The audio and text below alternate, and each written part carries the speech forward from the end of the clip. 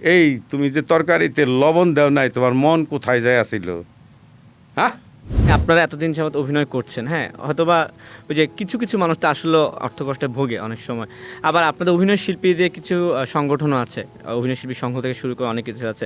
দিন শেষে কি মনে হয় যে এই সংগঠনগুলো আপনাদের অভিনয় শিল্পীদের কোনো কাজে লাগে? অবশ্যই লাগে, কেন লাগবে না বলেন? কারণ একটা সংগঠন থাকলে, যেমন আপনার যে সংসার, এটাও তো একটা সংগঠন।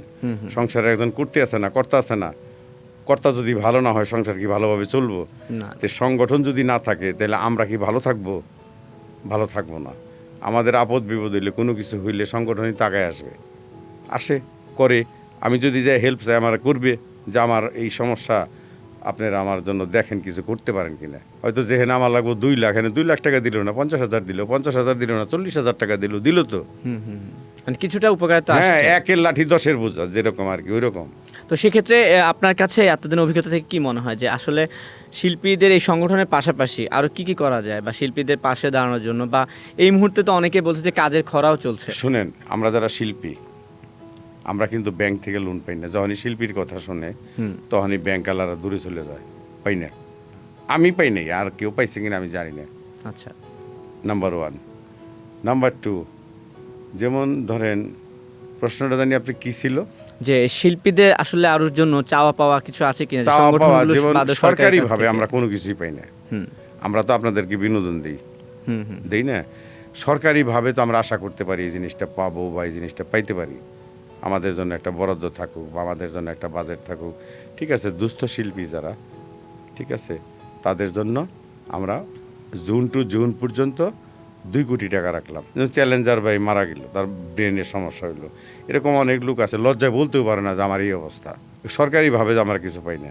হ্যাঁ, তথ্য মন্ত্রণালয়ে যায় যদি আবেদন করি বা কেউ করে, সে মতো অবস্থা হয়তো করতে পারে, কিন্তু কেউ নিজে থেকে আগায় আসে না। এবং আবেদন করাটা তো আসলে সবার জন্য সহজবোধ্য না। না, আরেকটা বিষয় হচ্ছে যে এই যে বললেন না যে শিল্পীদের নাম শুনলে ব্যাংকও লোন দেয় না, সেক্ষেত্রে যদি পেশাগত একটা স্বীকৃতি বা কোনো একটা কে দিবে? থাকে। আমি যে অভিনয় করি, আমাকে এই স্বীকৃতিটা কে দিবে? আমার অ্যাসোসিয়েশন দিছে, শিল্পী সমিতি তারা দিছে, কার্ড আছে, তাই না? তারপরে তো ব্যাংক দিতে চায় না টাকা। ব্যাংক দিতে চায় না কেন, কি মনে হয় আপনার কাছে? মানে কেন, এটা আমি এটার কোনো কিছু খুঁজে পাইনি। আপনার কাছে মনে হয় না যে না। কেন ব্যাংক, হয়তো বা ব্যাংকের কাছে ধারণা যে শিল্পী আমি হয়তো হয়তো আমার জায়গা আছে, বাড়ি করবো, লোন দিব না। ঠিক আছে, ওকে, অনেক কথা বলেছি। আরেকটা বিষয় হচ্ছে যে আমি রিসেন্টলি একজন অভিনয় নেত্রীর সঙ্গে কথা বলছিলাম, তিনি আমার কাছে একটু অভিযোগের সুরে বললো যে আমরা যেসব জায়গায় শুটিং করি, শুটিং স্পটগুলো, হাউসগুলোর অবস্থা খুবই বাজে থাকে। মানে মানুষ হয়তো স্ক্রিনে আমাদেরকে দেখে মনে করে যে আমরা অনেক আভিজাত্যের সঙ্গে থাকি, আমাদের ওয়াশরুমগুলো হয়তো অনেক পরিষ্কার থাকে, কিন্তু শুটিং হাউসগুলোর দিকে কেউ নজর দেয় না। হ্যাঁ, ওই যে ঘুরে, কিন্তু একটা কথাই, কারণ বাজেট যখন কম থাকে, আমি তো কম পয়সার মধ্যে একটা বাড়ি ভাড়া করব, তাই না? যেখানে 6,000, 5,000, 7,000 টাকার মধ্যে পাওয়া যায়। এখন ভালো একটা ফ্রেশ রুম, খাওয়া ভালো, থাকা ভালো, সব কিছু। এখন যদি এটা বাজেট বেশি থাকে, তাইলে না আমি ওরকম জায়গায় যাইতে পারি, ওরকম কিছু করতে পারি। ডিরেক্টরেই কী করবো কন আপনি? তাকে একটা ডিরেক্টরে যদি 2 লাখ টাকা দেয়, সে 2 লাখ টাকা দিক, 2.5 লাখ টাকা দিক, হয় না তো তাতে? Budget fact. অবশ্যই। ওই যে ঘুরে ফিরে একই একই কথা, আমাদের দেশটা ছোট, বাজারটা খুবই ছোট। কিন্তু সোহেল ভাই, যেই টাকা দিয়েই নাটক বানায় না কেন, লাভ না হলে তো আসলে সেটা বিক্রি হয় না, তাই না, না? লাভ তো লাভ শুনেন, তো হচ্ছে মনে হয়। আমি 2 লাখ টাকা ইনভেস্ট করলাম একটা নাটকে, মানে লগ্নি করলাম, তাই না? আমি পেলাম 2,20,000। তারপরে কে কত পাইলো এটা তার আমি জানি না। 20,000 টাকা লাভ হইলো। 15 দিন 16 দিনের মাথায় যে আমি 20,000 টাকা পাইলাম। হুমায়ুন আহমেদ প্রসঙ্গে কথা বলছিলেন, আসলে ওনাকে নিয়ে তো কোনো কথাই নেই, প্রশ্ন করার কিছুই নেই। তার সঙ্গে কাজের অভিজ্ঞতা একটু জানতে চাই আপনার কাছে। শুনেন, স্যার কমপ্লিটলি ডিফারেন্ট টাইপের একটা মানুষ ছিল সে। আর এটা আপনি ভালো করে জানেন যে সে কদম ফুল কিন্তু যথেষ্ট পরিমাণে সে ভালোবাসতো, পছন্দ করতে। এবং গাছপালার প্রতি তার একটা প্রেম ছিল। আমি নিজে দেখছি, লিচু গাছ কন, আম গাছ কন, সে হাতে পাতাও টুকাইতো, পাতা টুকে উঠে সে নীরবভাবে পাতার দিকে তাকায় থাকতো। হ্যাঁ, এবং স্যার কিন্তু কথা কম বলতো, একদম কম বলতো কথা। আবার যখন বলতো, গল্প গুজব নিয়ে বসতো, তখন আবার করতেই গল্প। মানে অন্যরকমে, অন্য জগতের, অন্য ধাঁচের একটা মানুষ ছিল। আমার কাছে কেন জানি মনে হয়েছে সবসময় সে একটা মানে চিন্তার ভিতর দিয়ে থাকতো। এতদিনের ক্যারিয়ারে যদি কোনো অভিজ্ঞতা গল্প সেটা ইমোশনাল হোক বা মজার হোক শেয়ার করতে বলি, এই মুহূর্তে আপনার কোন কথা মনে পড়ছে? আমার হ্যাঁ। শুনেন, আমার যেটা মানে কষ্টের কথাও আছে, সুখের কথাও আছে, তাই না? কষ্টের কথা নাই বলি না, সেটাও শুনতে চাই একটু। কষ্টের কথা বললে আমার যারা ভক্ত বালক আছে তারা কষ্ট পাইব, দরকার কি? মানে ভক্তদের উপর কি রাগ আছে, ক্ষোভ আছে? না, আমার কোনো ভক্তের উপর কেন রাগ থাকবো? ওরা ভক্ত যদি না থাকতো আমি সোহেল খান কখনো আজকে এখানে বসতে পারতাম না, তাই না? আর সুখের অনেক জিনিস আছে আমার, যেমন ছোট ছোট বিষয়। আমি আমার এই লাইফে, আমার এই বয়সে আমি বহুত গুণীজনদের সাথে, গুণীজনের সান্নিধ্যে আমি আসছি। অনেক গুণীজন যেমন ঢাকা ইউনিভার্সিটি কোনো এক সময় ভাইস চ্যান্সেলর ছিল, যথেষ্ট পরিমাণে আমার স্নেহ করতো সে। বরেন্দ্র বিশ্ববিদ্যালয়ের ভাইস চ্যান্সেলর, ফোন দিয়ে মাঝে মাঝে সে খবর নেয়। এইরকম যেমন হুমায়ুন স্যার, নিঃসন্দেহে গুণী লোক। ফরিদি ভাই গুণী লোক, আমি বলবো, আমি তো তার ব্যক্তিগত বিষয় জানি না, তাই না? কিন্তু সে নিঃসন্দেহে ভালো একজন মানুষ ছিল, গুণী একজন লোক ছিল। এটিএম ভাই মানে অসাধারণ লোক। এদের সাথে মেলামেশার আমার সময় হয়েছে। যেমন আমি ইউএসএ আমেরিকাতে গেলাম, মেয়রের কাছ থেকে অ্যাওয়ার্ড আনলাম। তো মাইকেল জ্যাকসন যে ডায়াসে দাঁড়িয়ে গান গাইছে, পৃথিবীর বিখ্যাত বিখ্যাত লোকজন, আমি সেই ডায়াসে উঠে আনলাম। নিঃসন্দেহে ওই এর নিউ ইয়র্কের যে মেয়র, তার হাত থেকে অ্যাওয়ার্ড আনছে। নিঃসন্দেহে সে গুণী মানুষ। সে আমার 420 নাটকের 3-4টা কথাই সে বইলা ফেলাইলো দাঁড়ায়, আসি একাশি এমনি করে, বুঝলেন নাই? ফরেনার তো। হ্যাঁ, ফরেনার। তাই আমার কথা হচ্ছে যে এরকম বহু লোকের সাথে, যেমন ফ্রান্সে এক ভদ্র মহিলার সাথে পরিচয় হলো। কথায় কথায় আমি জানতে পারলাম উনি বংশানুক্রমে আমাদের দেশের, আচ্ছা। ওনার দাদার দাদা গেছিল ওই দেশে, তারা আর ব্যাক করে নাই। সে ওই দেশে কোন মন্ত্রণালয়ের দায়িত্বে যেন আছে, অনেক বড় পজিশনে। বিশাল বিষয় না। জিদান ফুটবল প্লেয়ার, জিনেদিন ওই না বইয়া খাইছে। আমি বহু চেষ্টা করছি জিদানের সাথে কথা বলার, তার বডিগার্ডারে বলতে দেয় না আমারে। শাহরুখ খান, লন্ডন এয়ারপোর্টে শাহরুখ খানের সাথে দেখা, আমি সরাসরি যাই বলছি যে একটা ছবি তুলি।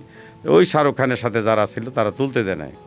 নচিকেতার সাথে আমার দেখা হয়েছে, কথা হয়েছে, তাই না? যেমন রুনা লায়লা আপা, তার সাথেও আমার কথা হয়েছে, দেখা হয়েছে। সাবিনা আপার সাথে কথা হয়েছে। এরা নিঃসন্দেহে তো গুণীজনই, তাই না?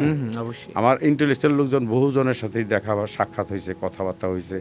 মানে এই জীবনে আমি মিশতে পারছি। যেমন চিটাগং ইউনিভার্সিটির ভাইস চ্যান্সেলর, সে আমার দাওয়াত করে নিয়ে গেল ওখানে। তো এগুলা শুনেন, আসলে এগুলা আপনার মান সম্মান আল্লাহ দেওয়ার মালিক আল্লাহ, নেওয়ার মালিকও আল্লাহ, ঠিক আছে?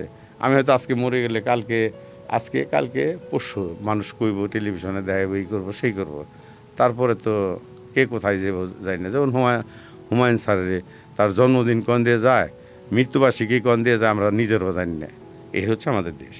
আরেকটা বিষয় হচ্ছে যে আমরা অনেককে দেখেছি যে এই যে দীর্ঘ ক্যারিয়ার, অভিনয় থেকে নির্মাতা হয়েছে, পরিচালক হয়েছে। আপনার সিনেমা, না, নাটক? আমি কিন্তু নাটক, সিরিয়াল নাটক বানাইছি, সিঙ্গেল নাটকও বানাইছি।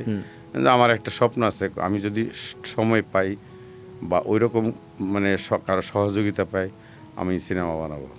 সিনেমা বানাবেন? সেক্ষেত্রে কি ধরনের কোনো গল্প না, আপনার ঠিক আছে আমার কিনা? কাছে সব কিছু, গল্প আছে, সবই আছে, তাই না? বানাবো। এখন কথা হচ্ছে যে এটা বাকিটা আমার দয়াল আল্লাহ জানে। বানাচ্ছেন না কেন যদি প্রশ্ন করি? না, ওই যে বললাম যে আর্থিক সহযোগিতা যদি পাই, একটা ছবি বানানো তো ধরেন এটা তো 2-4-5 লাখ টাকার মামলা না, তাই না? এটা অনেক বড় বাজেটে Obviously। বিষয় থাকে। এবং আমি যদি বানাই 2 দেশ মিলে, ভারত আর বাংলাদেশ মিলেই বানাবো। সেক্ষেত্রে কি আর্টিস্ট মানে কোনো প্ল্যান করা আছে? হ্যাঁ, আমার একদম সবকিছু মাথার মধ্যে ঢোকানো আছে, সব সেট করা আছে একদম। আচ্ছা, এই প্রশ্ন দিয়ে শেষ করে ফেলবো। অনেক কথা বলেছি, অনেক ক্যারেক্টারে অভিনয় করেছেন। এর মধ্যে যদি বলি যে আপনার পছন্দের ক্যারেক্টার কোনটা, আর এমন কোনো ক্যারেক্টার কি আছে কিনা যে আমি এটাতে আজ পর্যন্ত কাজ করার ইচ্ছা ছিল, বা আমার ড্রিম ক্যারেক্টার আছে যেটা আমার এখন অভিনয় করা হয়নি? শুনেন, ওই ঘুরে ফিরে ওই একটা কথার মধ্যে আসতে হয়, কথা বুঝছেন? মানে তৃপ্তি আমারও মিটে নাই, আপনারও কেউ তৃপ্তি মিটাইতে পারে নাই। মৃত্যুর আগ পর্যন্ত কারো সবার কাছে মনে হয় যে আমার এই জিনিসটা অপূরণ রয়ে গেল, আমার এই জিনিসটা করতে পারলাম না। যেমন অনেকে বলে, ভাই আর্থিক অবস্থা ভালো হইলে একটু সচ্ছলতায় আসলে বিয়ে করব। এটা কি করতে হইতে পারছে হঠাৎ? হয়তো 100 জনের মধ্যে 2 জন একজন, তাই না? তাই আমারও তো ভিতরে থাকতে পারে, এরকম ড্রিম থাকতে পারে না? সেটাই তো জানতে চাচ্ছিলাম। না, আমি এরকম এখনো পাইনি। মানে আপনি ড্রিম ক্যারেক্টার এখনো পান না, আমি পাইনি। সেটা কেমন হতে পারে, কি ধরনের একদম মনের মাধুরী মিশাইয়া, বুঝছেন? মানে এটা আমি এখনো পাইনি, জানি না ভাগ্য আছে কিনা বা পাবো কিনা। আমি যদি না পাই আমি নিজেই লিখবো। সো এতদিনের ক্যারেক্টার, যে ধরুন আমি ধরে নিলাম যে আপনি এখন ড্রিম ক্যারেক্টারটা পাননি, কিন্তু না, এত পাইনি। বছরের ক্যারিয়ারে যেগুলোতে অভিনয় করেছেন তার মধ্যে কোন ক্যারেক্টার মনে হয় যে আপনার কাছে যেমন স্মরণীয়? আমার কাছে কেন জানি মনে হয়, আমি নাটক তো অনেকই করছি, অনেক দেখছি, যে আমি একা একা কল্পনা করি যে শ্মশান ঘাটের কেন্দ্র করে একটা গল্প লিখবো, মানে সেখানে ধরেন নিজের মেয়ের আমি রেপ করতে চাই। আমি তো জানি না যে সে আমার মেয়ে। হুম হুম। আমি এতই খারাপ ছিলাম, আমি এতই জঘন্য ছিলাম যে যার সাথে আমার সম্পর্ক ছিল তার আমি বিয়ে শাদী করিনি। ওই ঘরে এই মেয়ে হয়েছে, আমি শ্মশান ঘাটে থাকি পুরোহিতের মতো, আর বিয়ে শাদী হয় না আমার। লাশ গেলে লাশ পুরাই, গোসল টুসল নাই, চুল দাড়ি ওই রকম অন্য লেভেলের একটা ক্যারেক্টার। এই মেয়েটা ভাত নিয়ে যায়, মেয়েটার দিকে আমি তাকায় থাকি, কথা বুঝছেন? এই মেয়েটারে দেখার জন্য আমি ওদের বাড়িতে যাই। 2 দিন 3 দিন যায় না, শ্মশান ঘাটে ভাত নিয়ে যায় না, আমার খোঁজ খবর নিতে যায় না। মেয়েটা গেলে আমার অন্যরকম একটা প্রশান্তি, অন্যরকম একটা শান্তি লাগে। দেখতে যাই, ওর মা আমার দেহে, তখন ওর মা আমার জব করতে হয়। ওর মার ধারণা যে আমি তার মেয়ের সর্বনাশ করার জন্য ওই বাড়িতে গেছি। মানে এই লেভেলের মানে ক্যারেক্টার ক্যারেক্টারগুলো এমন ক্যারেক্টারগুলো। কিছু নিয়ে আপনার কাজ করার খুব আগ্রহ আছে? শোনেন, আমাদের দেশের মানুষ কিন্তু নেগেটিভ জিনিস দেখতে পছন্দ করে সবচেয়ে বেশি। আপনি একটা জিনিস ঢাইকে রাখেন, বা এটার মধ্যে কী রাখছে ঢাইকে, ইন্টেনশন থাকবে। এটা এটা আমাদের দেশে না, এটা প্রত্যেকটা জায়গায় নিষিদ্ধ জিনিসের প্রতি মানুষের আকর্ষণটা বেশি থাকে, আকর্ষণ যেটাকে বেশি বলে আর থাকে। কি। হুম হুম। যেমন আমি আমি আমি ফজরের নামাজ পড়ে ঘুমাই না, আচ্ছা। প্রচুর ঘুম পায়, তারপর আমি ঘুমাই না। সংসারে অনেক কাজ থাকে নিজের ঘরে, সেগুলো আমি সারি। আর আমি করি, আমার ওয়াইফ করুক, যেই করুক, কারো না কারো তো করা লাগবে, তাই না? কিন্তু মানে ওই সংসারে কাজ করার জন্য আপনি মূলত ঘুমান না, তেমন কি না, সেটা? ঘুমাই না মানে এখন আমি নামাজ পড়ছি, অজিফা শেষ করে নিজেই চা বানাই, নিজেই চা বানিয়ে খাই, হয়তো টিভির সামনে বসলাম। আমি যদি ঘুমাই 2 ঘন্টা, 2.5 ঘন্টা, 3 ঘন্টা, এদিকে আবার শুইতে আমার দেরি হবে। আর যখন রাত্রে আমার ঘুম হয় না, টিভির সামনে গিয়ে পড়ে থাকি, নাহলে অন্য কিছু নিয়ে পড়ে থাকি, কিছু একটা থাকে।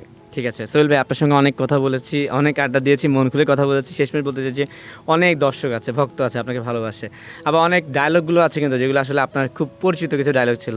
সে একটা ডায়লগ দিয়ে যদি দর্শকদের উদ্দেশ্যে, আপনার ভক্তদের উদ্দেশ্যে আসলে যদি কিছু শুনেন, বলতেন। আমার নাটকের মানে প্রত্যেকটা নাটকে কোনো না কোনো কিছু থাকে হুম। ডায়লগ। যেমন আমার এই মুহূর্তে মনে পড়তেছে, একটা না, এরকম হাজারটা ডায়লগ আছে। এই তুমি যে তরকারিতে লবণ দাও নাই, তোমার মন কোথায় যায় আসিল? হ্যাঁ, তরকারিতে লবণ দিতে হয় তুমি জানো না? উল্টা পাল্টা করলে বুঝছো, গাঠি ভূগোল তলায় দিয়ে বাপের বাড়িতে পাঠাই দেবো। আর দিবেই কোন থেকে? মেয়ে মানুষের বুদ্ধি তো গলায় মাথায় নামাগো মতো, বুঝছেন? এইটা বিখ্যাত ডায়লগ। এটা আপনি দেখেন, অ্যাকচুয়ালি মেয়ে মানুষ কিন্তু অনেক সময় কথাবার্তা বুঝাও কয়, না বুঝাও কয়। আমি মেয়েদেরকে ছোটো করতেছি না, মায়ের জাত তারা, তাই না? হুম হুম। এখন আমারও মা আছে, আমারও বোন আছে, আমার ওয়াইফ আছে। আমি ওই যে আবার এই ঘুরে ফিরে গেছে, আমি জানলে বিয়ে করতাম না। কী যে যন্ত্রণা রে ভাই! আহা রে, কয় আলু নাই, পেঁয়াজ নাই, ডাইল নাই, নুন নাই, মরিচ নাই, মানে এই যে একটা পেন, এটা একটা মানে বিশাল যন্ত্রণা জিনিস। সোহেল ভাই, আমিও তো বিয়ে করেছি, আমার কাছে তো মনে হয় যে প্রত্যেকটা ওয়াইফের কমন ক্যারেক্টার এটা। এখন আগে তো হয়তো বা লিস্ট ধরিয়ে দিত, এখন তো SMS আসে, দুধ লাগবে, আলু লাগবে, পটল লাগবে। আরেকটা যন্ত্রণা আছে, ফোন বাজ দিয়ে কে ফোন দিছে। আচ্ছা। এটা তো 100 জনের মধ্যে 99 জন কয় আমারে ফোন দিছে। আচ্ছা, আমারে আপনি ফোন দিতে পারেন না? হ্যাঁ, হুম হুম। এই তুমি কোথায়? আমি শুটিংয়ে রাত বাজে কয়টা, 12টা, তা ঘরে কোন সময়? আমি ঘরে কোন সময়? আমি কেমন কম ডিরেক্টর ছাড়লেই না আমি ঘরে যাবো। আমার কি আরেকটা বউ আছে যার কাছে আমি যাবো? ভাবি হয়তো আপনাকে ভালোবাসে, যেন টেক কেয়ার করে বেশি। এটারে ভালোবাসা বলে না, ভালোবাসা আরেক জিনিস, বুঝছেন? ভালোবাসার ডেফিনেশন দিতে গেলে বা ভালোবাসার কথা বলতে গেলে বইলা কয়ে শেষ করা যাবে না। বিখ্যাত এক রাইটার বলছিল যে ভালোবাসা বলে কোনো জিনিস নাই। আবার কেউ কেউ বলছে যে ভালোবাসা লম্বা জিনিস, ভালোবাসা অনেক ডেপথের জিনিস, কথা বুঝছেন? আপনি পানিতে যখন দেখি থাই পাইবেন না, থাই মানে এই এই এই নাক পর্যন্ত, তারপরে তো আপনি ডুবেই যাবেন নিচে। এরকম ভালোবাসা আছে। ওই যে বললাম দাদা দাদি, আমার মা বাবা, কারণ তখন তো প্রযুক্তিগত দিক থেকে আমরা এত আগায় যাই নাই। 4G 3G গেল, 4G গেল, 5G আইলো, এই যে অবস্থা। AI, আপনি ফেসবুক খুলে এই দেবরা কোনটা হাসা কোনটা মিশে জানি না। যেমন এক মহিলা কালকে রাত্রিতে আমি দেখলাম, আমি বিধবা, 6 মাস আগে বিধবা হয়েছে, আমার স্বামী মারা গেছে, কেউ যদি বিয়ে করেন তাহলে বাড়ি দেবো, গাড়ি দেবো, ফলনা দেবো, দমনা দেবো। তখন আমি বললাম যে আমি লিখছি কমেন্টসে করছি এআই এই ধরনের কথাবার্তা কোত্থেকে কন ওই যে ভিউয়ের জন্য ফেসবুকে আল্লাহর ঘর দিয়ে কই কি আল্লাহর কসম লাগে যদি আপনি কমেন্টস না করেন শেয়ার না করেন আপনার আঙ্গুল পয়সা যাব তো এটা কোনো কথা হইলো কোন আপনি মানুষ কিন্তু বিশ্বাস করে শেয়ার করছেও। না না ওই যে ভয় পায় আমরা তো ধর্মভীরু লোক মানে এআইটা আসলে দিন দিন সময়ের সঙ্গে অনেক ভয়াবহ আকার ধারণ করছে মানে আর কি। ফেসবুকে যদি আপনি 50টা ছবি দেখেন 50টার 49টাই আমার কাছে মনে হয় এআই এবং বিশেষ ক্ষেত্রে হয়তো বা ইয়াং জেনারেশন অনেকে বুঝতে পারে, কিন্তু যারা একটু বয়স্ক আছে, যেমন আমি আবার বাবা মার কথা বলতে পারি, আমার আব্বু সারাদিন দেখি যখন স্ক্রল করে আসে এবং তার অধিকাংশ এআই থাকে, ওনাকে আমি যতবারই বলি যেটা এআই ভিডিও উনি ততটা ট্রাস্ট করে না, না। বিরক্ত হয় যে আমি ওনাকে হয়তো বা ঘুরিয়ে দিচ্ছি এআইয়ের কথা বলে আর কি।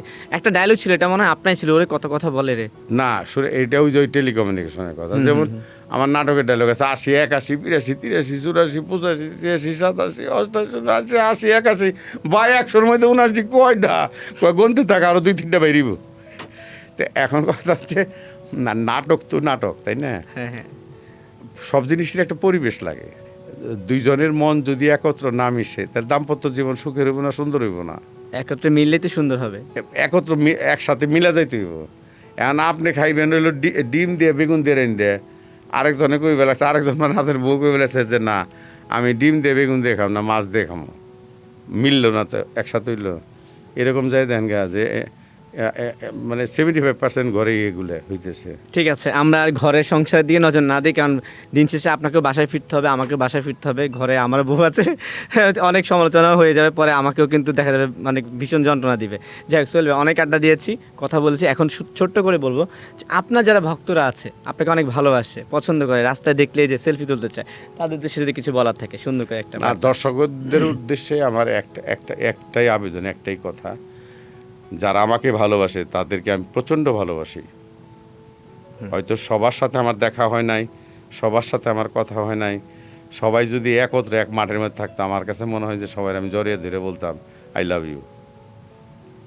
যেহেতু হচ্ছে না, আমি সবার উদ্দেশ্যে একটা কথাই বলবো, যদি মা বাবা কারো জীবিত থাকে মা বাবার দোয়াটা যেন সে নেয়। আমার মাও নাই বাবাও নাই, পৃথিবীর সবচেয়ে বড় জিনিস আমার লাইফ থেকে হারাই গেছে,